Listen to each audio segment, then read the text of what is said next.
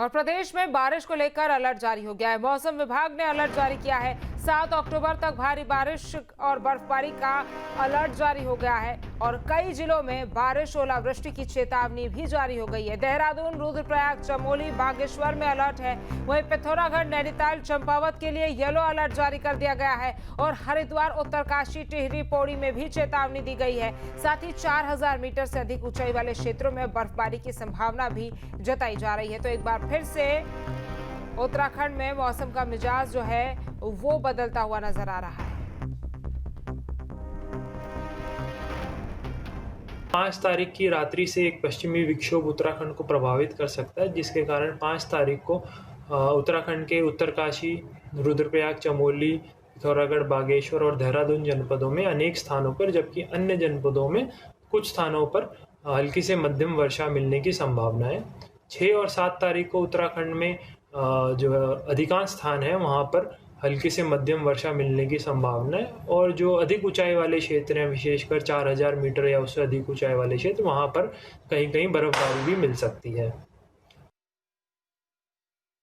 चेतावनी की बात करें तो 5 तारीख को उत्तराखंड के उत्तरकाशी, रुद्रप्रयाग, चमोली, पिथौरागढ़, बागेश्वर, देहरादून जनपदों में कहीं कहीं गर्जन के साथ आकाशीय बिजली चमकने और तेज झोंकेदार हवाएं चलने की संभावना है, जिनकी गति 40 से 50 किलोमीटर प्रति घंटा तक हो सकती है।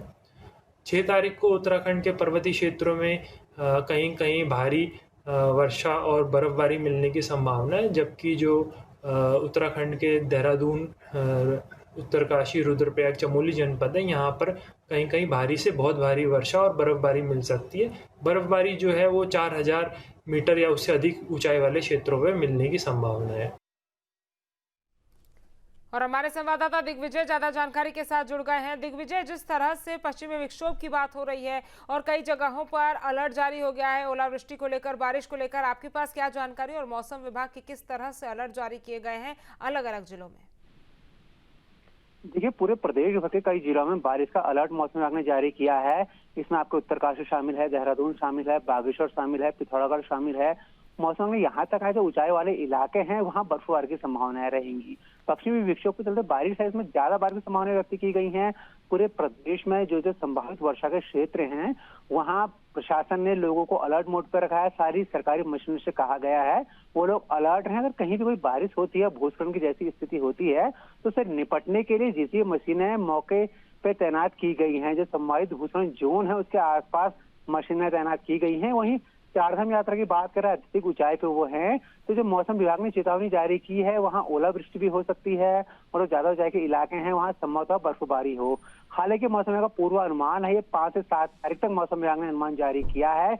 इसको लेकर प्रशासन अलर्ट मोड पे है। साथ ही उनकी ओर से लोगों से कहा गया है कि अगर आप घर से निकले तो आसपास के मौसम का मिजाज चेक कर लें कि मौसम का कैसा रहने वाला मिजाज है, उसके बाद आप लोग घर से निकलें। जी बिल्कुल, प्रशासन की क्या तैयारी है? क्योंकि हमने देखा है कि जब भी भारी बारिश की स्थिति हुई है, ओलावृष्टि हुई है, बर्फबारी हुई है, तो नुकसान कहीं ना कहीं तमाम उन लोगों को भुगतना पड़ता है। और हमने देखा कि पिछले कुछ महीनों में जिस तरह से प्राकृतिक आपदा से लोग प्रभावित हुए हैं, अभी भी कई जगह ऐसे हैं जहां पर वो नॉर्मल जिंदगी में लौटना शुरू कर रहे हैं और कई जगहों पर तो नॉर्मल जिंदगी लोगों की शुरू भी नहीं हुई है, विस्थापन नहीं हुआ है।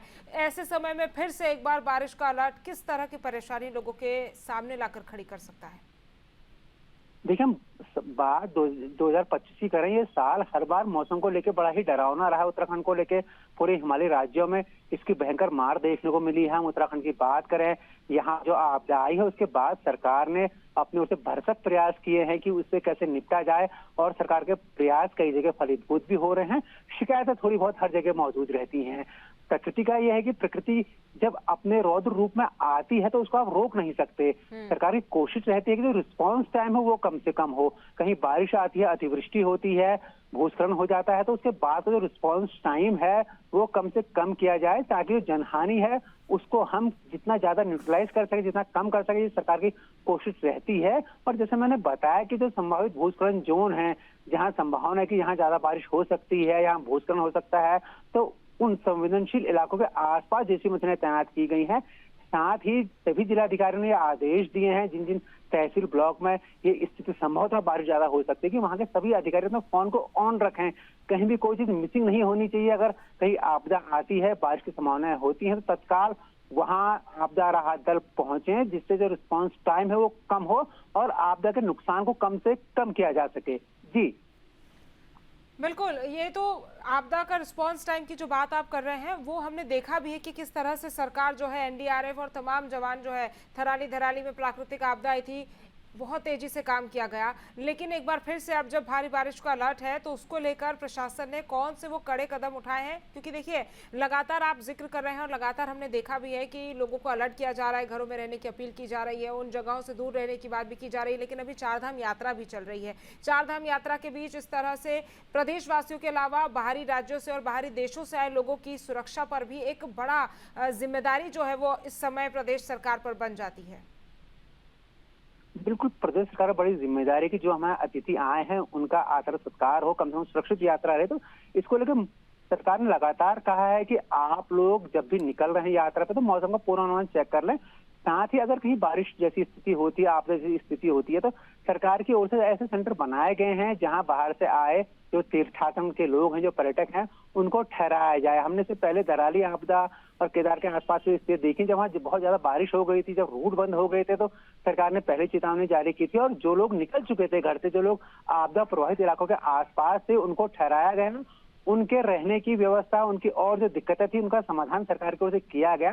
लेकिन एक बात ये भी, जब बारिश आ जाती है, तो आपदा ज्यादा आती है, तो एक सीमित साधन है, स्थान कम है, तो उसके लिए सरकार को तमाम दिक्कतों का सामना करना पड़ता है। यहाँ छोटे छोटे इलाके हैं तो वहाँ बहुत ज्यादा पब्लिक जब आ जाती है, उनको मैनेज करना, उनके रहने की व्यवस्थाएं करना, ये भी सरकार के सामने बड़ी परेशानी का सबब बनता है। लेकिन सरकार के लगातार प्रयास किए जा रहे हैं और हम अगले 2 दिनों की बात करें तो सरकार ने सभी जो अपने आला अधिकारी हैं उनसे अलर्ट रहने को कहा है, उनको चेतावनी भरे लहजे में कहा है अगर कहीं कोई आपदा की स्थिति होती है और अगर रिस्पांस टाइम में देरी होती है तो उसके लिए जो संबंधित अधिकारी हैं वो लोग जिम्मेदार होंगे। उनसे कहा गया है वो लोग लगातार अपने मोबाइल फोन को ऑन रखें और जो संभावित प्रभावित क्षेत्र हैं उसके आसपास के जो भी उनके सूत्र हैं उनसे लगातार वो बात करके अपडेट प्रशासन तक पहुंचाते रहें। जी ठीक है, तमाम जानकारी हम तक पहुंचाने के लिए आपका बहुत बहुत धन्यवाद। जहाँ भक्ति है हर शब्द में, कथाओं में छिपे हैं दिव्य रहस्य और ज्योतिष देता है जीवन को दिशा। धर्म से जुड़ी हर बातों को जानने के लिए हमारे चैनल स्तुति को सब्सक्राइब करें। चैनल पर जाने के लिए इस लिंक पर क्लिक करें।